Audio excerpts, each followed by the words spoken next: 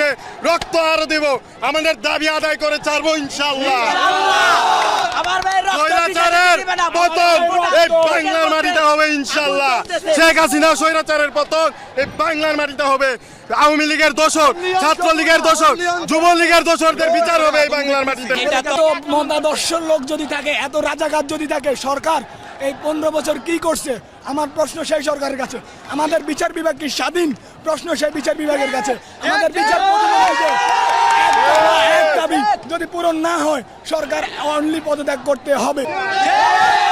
রুখে দাঁড়াও, জালো রে জালো, এক দফা এক দাবি, এক দফা এক দাবি।